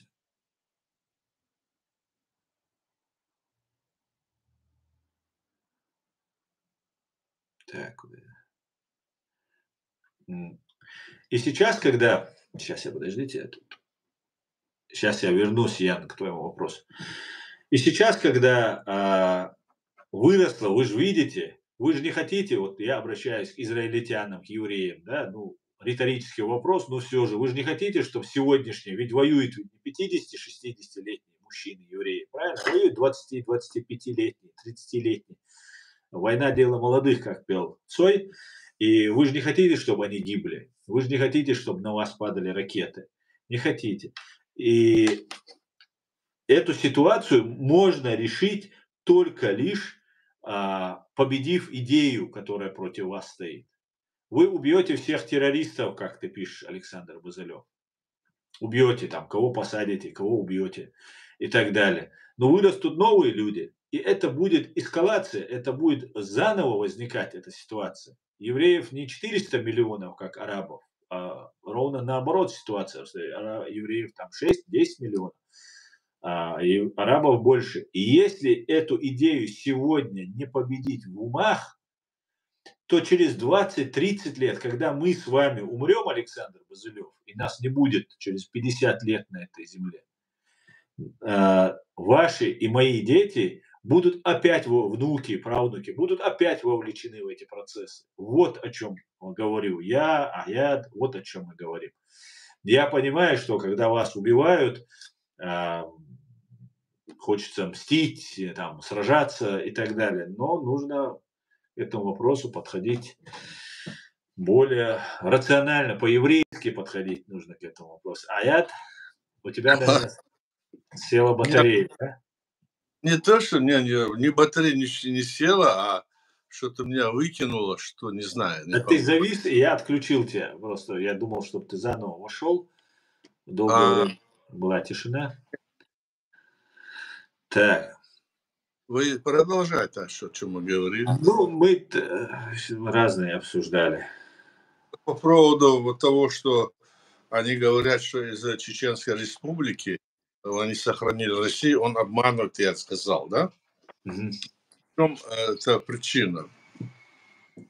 Дело в том, что, еще раз повторюсь, и всем это надо знать, конечно, что когда развалился Советский Союз, в этом Советском Союзе оставалось 32 союзные республики. А в Советском Союзе в начале, как было, когда создавался, он было там Закавказская, Украина, 4 только. Потом Они стали каждый раз Советский Союз стал добавлять эти Мгм. союзы, делал там 5, 10, 11, 12 и до 15 дошел. Мгм. А в 90 году именно Советский Союз принял решение о том, что все автономные республики Советского Союза становятся со статусом союза. То есть Советским Союзом стало 35 союзных республик. Мгм. Вот 35 союзных республик случайно мы, будучи в составе СССР, когда приняли специальную свою декларацию в 90 году 25 ноября, Мгм. общенациональный съезд, о том, что мы создаем свое государство. Через день, 27 ноября, верховная власть Чечено-Ингушской республики тоже приняла такую же декларацию, ну вот с этой основой, которая сказано, что мы создаем свое государство. И потом, когда прошли там разные события в ходе всех этих 90-го года, детали рассказывать не буду, но уже в октябре 91 года чеченский народ, значит, провел выборы власти в нашей стране, будучи в составе СССР. Мы создали тогда, значит, вы избрали президента, парламент, орган местного управления, флаг, все, что надо. Вот флаг, герб, Мгм. который сегодня заказывается, изображают, у них другой герб. У нас был тогда герб пятиконечный, но был и так, а у них девятиконечный. Это говорит о том, что они самозванцы, они не понимают этого. И вот после того были у нас органы местного самоуправления из 91 года, 27 октября, уже 1 ноября был принят указ президента о государственном суверенитете. 2 ноября этот указ был подтвержден нашим парламентом. То есть, несмотря на это, мы оставались еще в Советском Союзе, потому что мы должны были иметь право, согласно международному праву, иметь Мгм. разрешение на выход из состава этой страны, Советского Союза. Вот Балтийским 3 республикам они дали разрешение, Горбачев, так, а остальным не давали.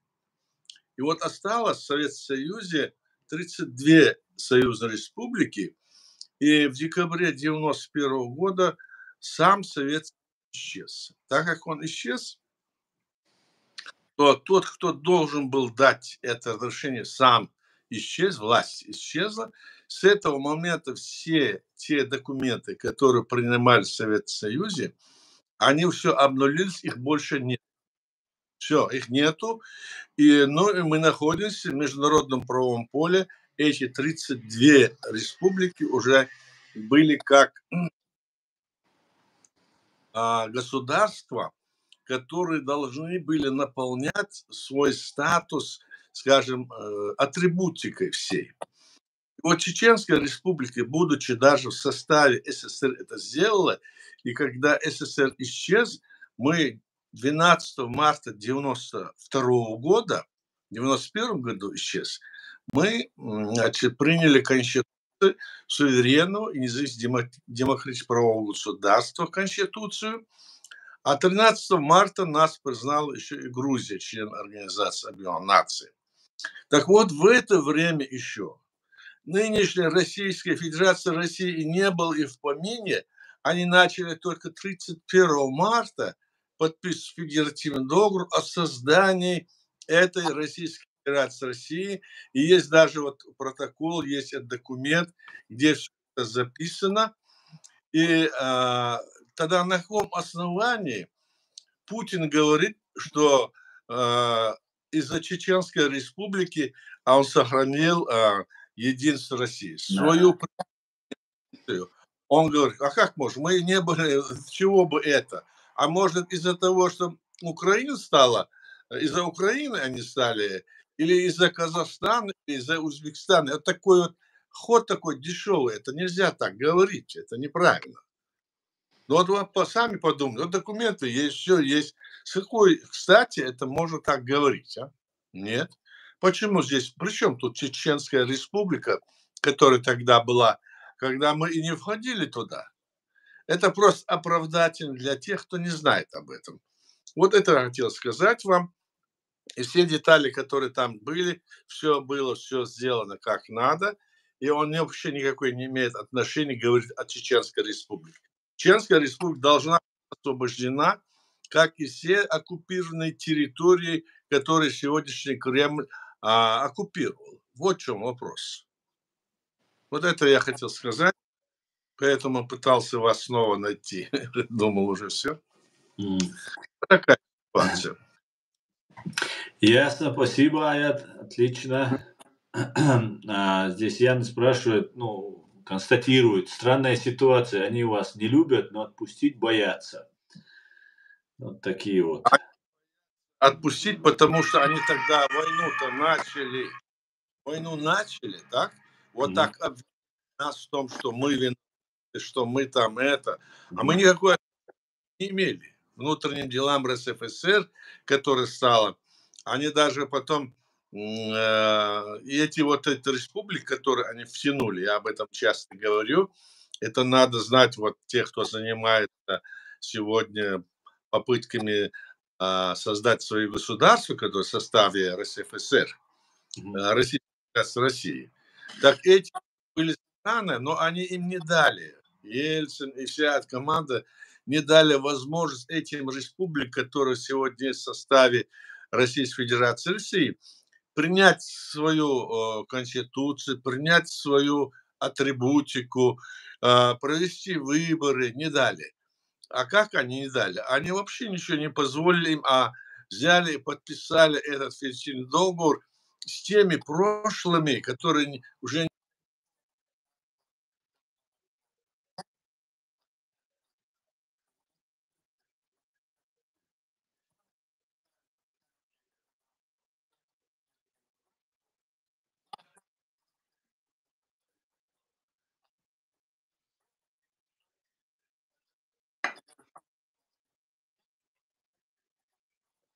Он есть везде, может, если нет, у нас есть наших сайтов, везде есть это.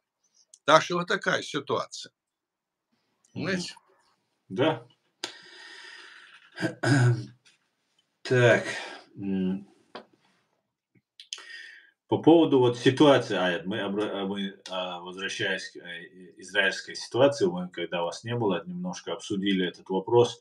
Вот если Россия станет демократической, цивилизованной страной, ну, поменьше, как говорил Пол Гоббл, если в ясный день со стен Кремля будет видна граница России, она станет соблюдать международное право. Может, демократия и не станет никогда. Но вот если это проблема России, и, соответственно, это повлияет и на Иран, если этот вопрос будет решаться, это облегчит ситуацию Израиля, как вы думаете? Это чтобы война закончилась надолго или навсегда, чтобы в Израиле не было... Как это? Это будет, если она станет демократической, значит, она должна дать свободу личности и дать свободу, чтобы в России сейчас избирали власть свободно и не преследовали, выпустили всех политических заключенных, которые сидят в тюрьмах, которые они из-за или из-за этого сажают, просто за то, что лайк поставил. А на это они, если пойдут, тогда, значит, эти все руководители, которые сидят во главе сегодня империи, и этот Ельцин, и все окружение, они полетят, как говорится, со всех своих стульев, да, могут оказаться. Они этого боятся. Вот в чем вопрос. А если они, допустим, какую-то там часть обозначат и останутся, или договорятся как-то там, чтобы это были как вот Соединенные Штаты Америки, или там как-то там равные это другой вопрос, чтобы там человек был свободен, вот этот фашизм не процветал, это, ну вот, ну, понимаете, как это? Ты, если не русский, ты все уже бандит, ты террорист, и ты что угодно. Второй сорт. Надо ты там свободно и не преследуй их ни по национальному, расовым и другим причинам. А это там все время было, все время, все время. Еще я был когда школьником, нам учительница по истории говорила: вы отсталый народ, вот мы вас воспитываем. Ну, да, а мы не мы думали, чем они нас воспитывают. А сами они водку пили и что только грязное, что какие-то слова только не говорили. То, что в нашем народе непозволительно. У нас отношение к родителям, старшим, то все.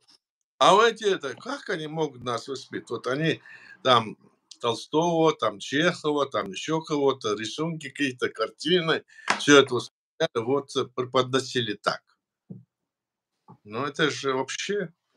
Один там был у нас армянин, помню, он сказал ей, там еще другой: вы только вот 500 лет назад с дерева слезли, а у нас уже 1000 лет государства было. Ну, в общем, вот такие споры бывали. На самом деле, империи, вот поэтому империя, вот эти вот их мысли, которые в них всажены, это манкурты, если это не уйдет, это надо, чтобы ушло. И сразу их не воспитаешь. То есть это нужно делать так, чтобы каждый... Поколение. Да, постепенно. И Да. если ты их все равно не переделаешь, потому что свобода человека, свобода — это значит, ты отвечаешь уже сам за себя. Ты можешь там политически там высказать, не высказать, уже ты будешь смотреть. Или там ты будешь какую-то фирму создавать, ты можешь там... То есть это вот такой вот ну, клубок, который должен как бы подпитываться всеми живущими людьми и как-то развиваться. Так? И вот они к этому не приучены, многие. Ну, не то, что многие, 95% по всей России вдоль до Тихого океана, конечно, Северного Ледовитого. Но в то же время есть, которые это все понимают, но которые сами, значит, хотят на этом нажиться и не хотят это, и говорят, что никогда народ не станет демократическим, поэтому ее надо все время давить. Вот они так сами и говорят. Помните, там пускают их туда в ход, убивают их, говорят, бабы нарожают и всякое такое. Так что вот мне кажется вот так вот. А по поводу того, что из-за того, что он сохранил Россию из-за Чеченской Республики, нет, пусть не обманывает. У нас есть вот все эти документы, которые мы знаем. Они об этих вещах умалчивают, они молчат в тряпочку, а на самом деле ситуация такая. Вот как раз вот эти вот наши вот самозванцы, которые здесь на Западе крутят, вертят, которые вот общаются, скажем, с этими Пономаревым, другими, дружат с ними, там все. Они как раз-таки именно на этой позиции сохранения этой, как ее, Единой России, на этой позиции, на позиции Конституции, которую они законно приняли в 93 году, на этой позиции трудятся. Но они такие ловкие. Они перескакивают туда, сюда. Теперь они перескочили, я говорил, на религиозную основу, сказали, все, это Конституция со всеми нормами соответствует Корану и Сунну. Это Закаевская команда. Теперь, когда они в Украине находятся, интересно, знает об этом Пономарев и его окружение, что он так сделал. А он молчит, нет, и говорит, я демократ. Теперь там с ним находится еще этот Кутаев, который, вот я смотрели, мне прислали сегодня. Он там разошелся и говорит, я никуда из России не уйду. Золото, Якутии, Алмазы нефть, Бурятии. алмазы, Бурятии, это я никуда, мы не из России. Вот такие вот песни заливают. А здесь вот, о, хорошо выступил, о, хорошо сказал, вот какие молодцы. А серьезно к ним никто не относится, я думаю, а просто использует в своих целях вот эти вот, скажем, имперские деятели, которые находятся здесь на Западе. Многие из них, вот, которые есть, они, может быть, как-то изменят свое, но они, сколько они здесь не действовали, мы должны смотреть вот на что. Как они относятся к вопросу Чеченской республики, которая была создана по праву. это дает мне вот это, как говорится, термометр, посмотреть, кто эти люди. Понимаете? Вот только на это надо смотреть, потому что они впервые напали на нас, Мгм. война началась против нас с 11 декабря 1994 года.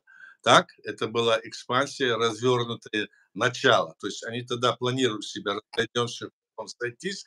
И вот они начали с нападения на нас, и дальше пошли, и сейчас идут дальше. Вот что это такое.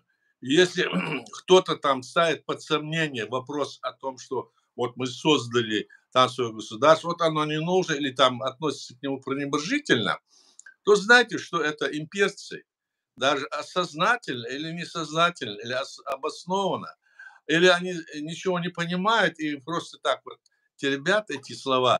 На самом деле это есть вот то мерило, кто они. Вот этот Ходорковский говорит, я пойду там, возьму автомат и захвачу там Кавказ, это моя родина. Ну как же так можно говорить? Или другие там, которые говорят, нет, это все, как это, Крым наш или не наш, Чечня наш или не наш. Вот такие вопросы они ставят. Мы не входили в эту Россию, и в рамках современного же права мы создали свое государство, и это право, которое нам практически по случаю свыше, даже свыше нам, мы его не можем никак упустить, и нельзя это делать. Все наши граждане, наши друзья, украинцы, другие белорусы, все казахи, все, мы обращаемся к ним. Не дайте им этот вопрос чеченский, как говорится, затереть.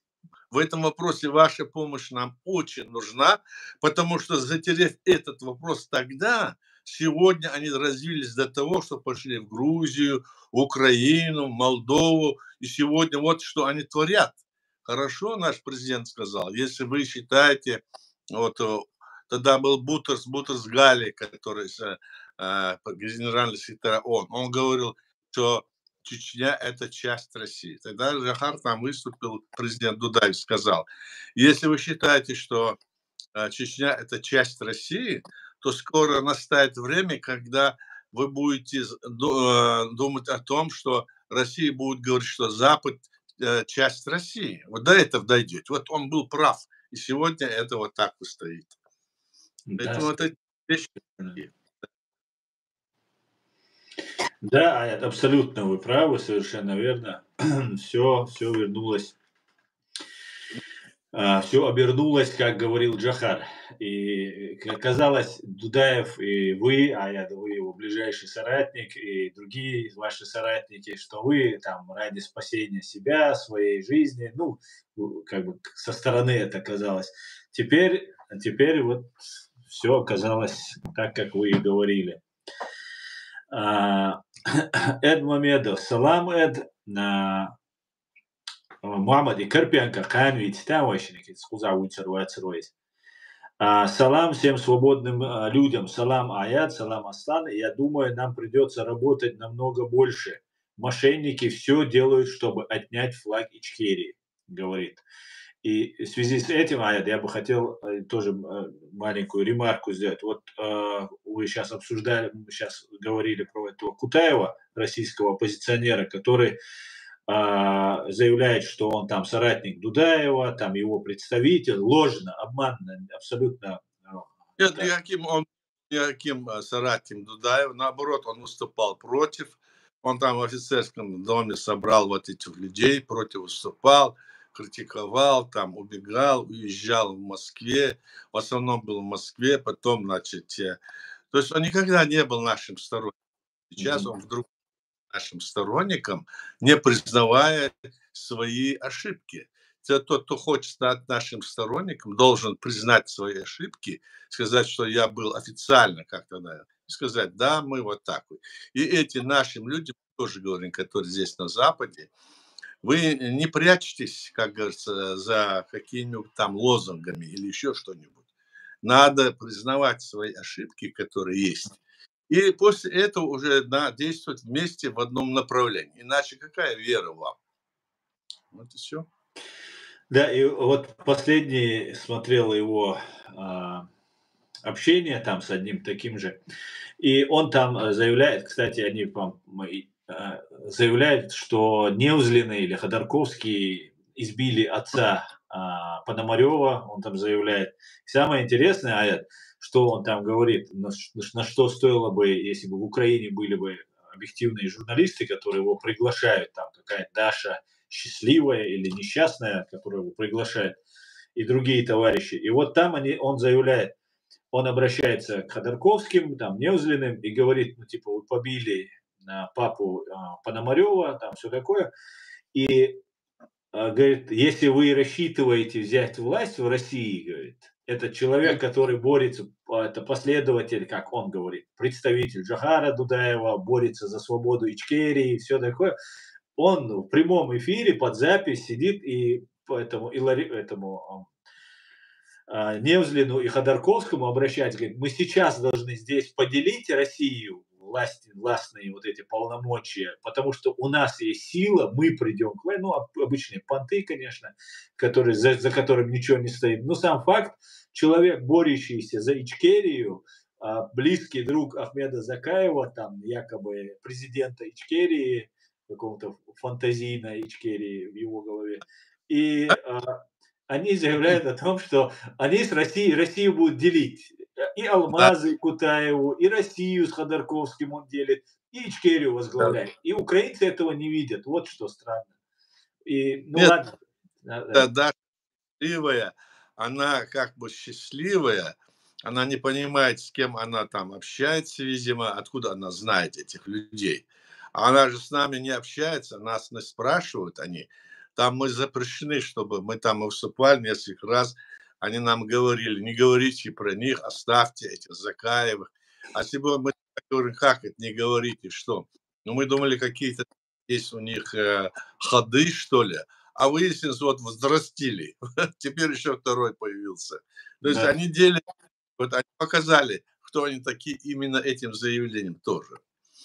Так что здесь вот эта вот хитрость, она не должна проходить, и мы должны думать, как нам быть, так? Но с нашей основой, которая принята в рамках международного права и нашим народом, мы никому ничего не, да, ни на йоту, ни на точку не давать не будем. Если у него есть там спор, это их внутренние споры, знаете, это как спор в банке, который крыс, которые грызутся, вот давайте поделим. Да, да, А, да. а там же есть народ, там же есть люди. Народ не интересует. И это Да, вообще. здесь сверху. Да.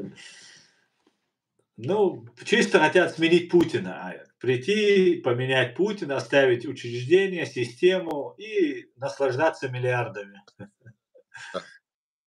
Об этом и речь вся. Да, вот так вот. Да-да-да. Ясно. Хорошо. Но с учетом того, что сейчас делает Трамп у себя в стране, у меня для них плохие новости. У меня для них плохие новости. Но посмотрим, посмотрим. Посмотрим, да, все в руках Всевышнего. Вот я ayırdığı Давай.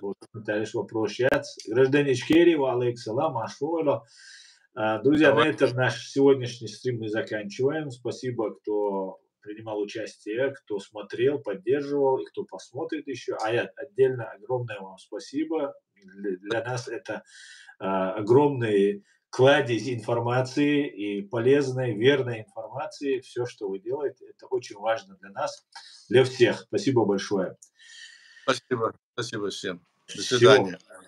всего хорошего. До свидания. Адикюэль Машуаль.